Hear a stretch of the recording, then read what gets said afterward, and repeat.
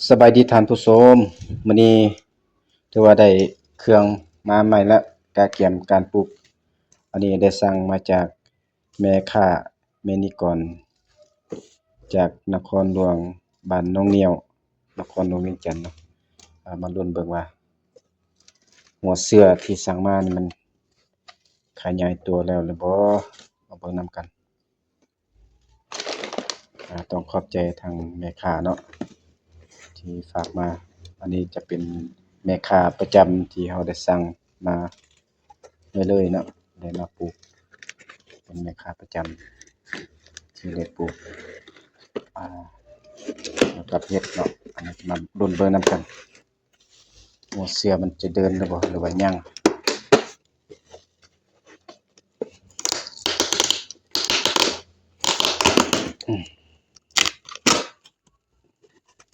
กดเช็คเบิ่งปลูกได้หรือบ่หรือว่ายังบ่ทันเป็นปลูกมาเบิ่งนำกันเด้อมาลุ้นเบิ่งนำกัน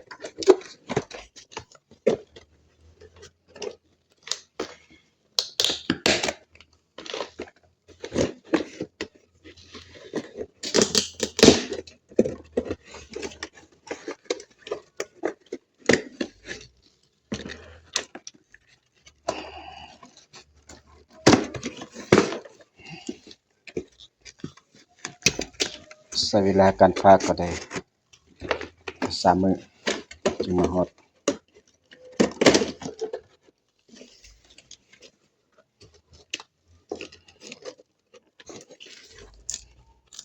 ทางขนส่งมีไสเบิ่งนำกันเลยเนาะเบิ่งหัวเสือนี่แหละก็ใส่ไม้แต่ว่ามันจะเดินหลายน้อยส่ำใด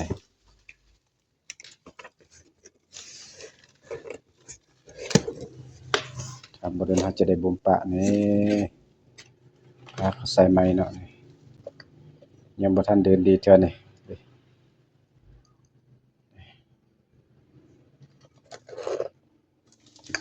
ยังบ่ทันเดินเทื่อ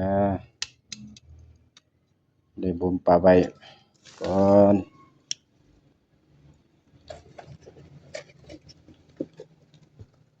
เบื้องต้นว่าจะเอาอันหัวเสือที่มันเดินเต็มหั้นแต่ว่ามันบ่มีเนาะก็จำเป็นเอาตัวไม้นี่อันนี้จะเป็นหัวเสือเขาใส่ไม้นั่นนี่ยังบ่ทันเดินจะได้บ่มปะประมาณอาทิตย์ปลาย2อาทิตย์เป็นต้นจึงสามารถปลูกได้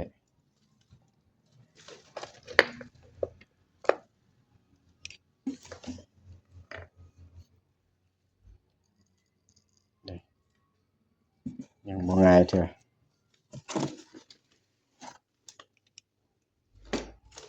กดเบิ่งทางพื้น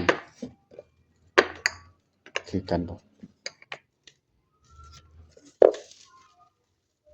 กดเช็คเบิ่ง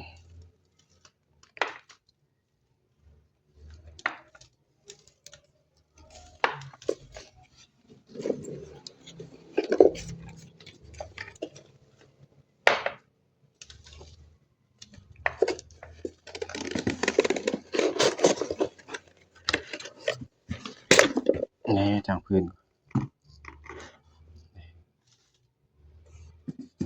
บ่ง่ายจะได้บ่มปะก่อน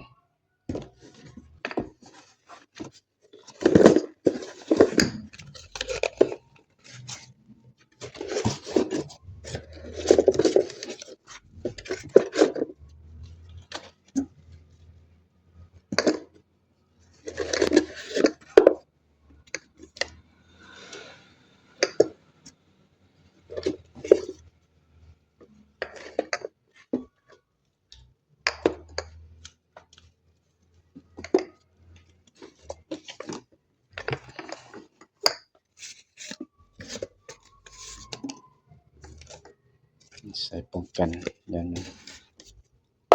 แตกใส่ทางนี้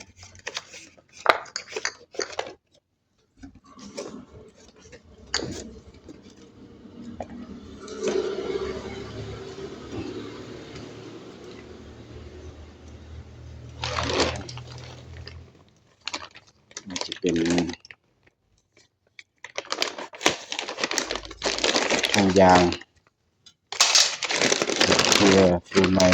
ดิบซันอันนี้จะเป็นในละ2 โลเนาะนี่จะเป็นฟูไม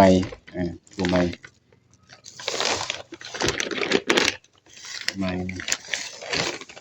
ยิบซัน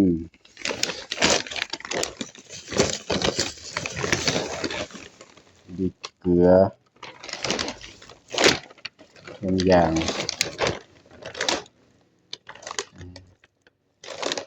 5 โล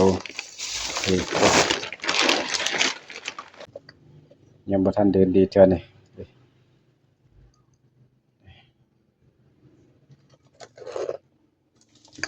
ยังบ่ทันเดินเถอะได้บ่มปลาไว้ก่อน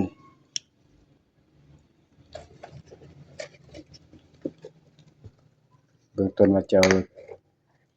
อันหัวเสือที่มันเดินเต็มมันแต่ว่ามันบ่มีเนาะก็จำเป็นเอาตัวไม้เนี่ยอันนี้จะเป็นหัวเสือเขาใส่ไม้นั่นนี่ยังบ่ทันเดินจะได้บ่มปะประมาณอาทิตย์ปลาย2 อาทิตย์เป็นต้นจึงสามารถปลูกได้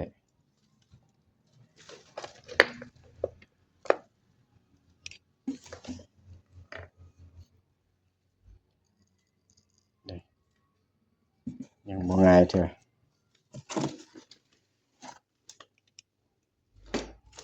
กดเบิ่งทางพื้นคือกันบ่กดเช็คเบิ่ง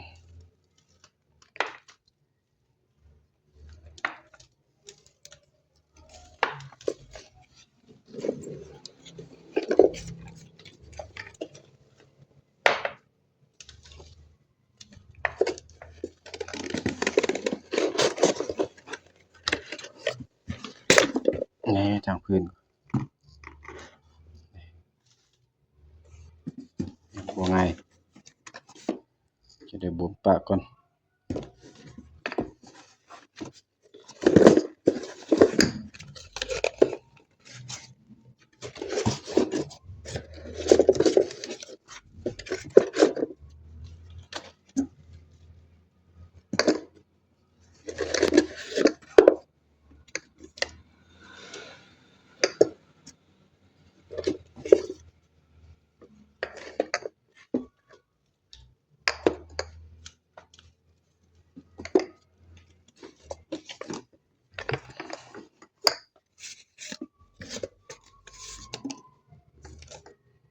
ใส่ป้องกันยัน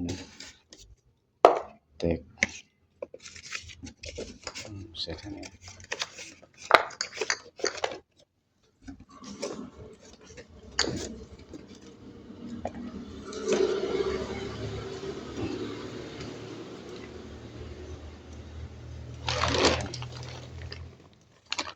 มันจะเป็นถุงยางเกลือฟูไมดิบซันอันนี้จะเป็นในละ2 โลเนาะนี่จะเป็นฟูไมฟูไม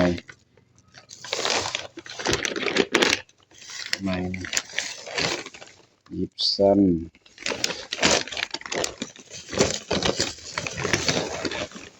ดิบเกลือน้ำยาง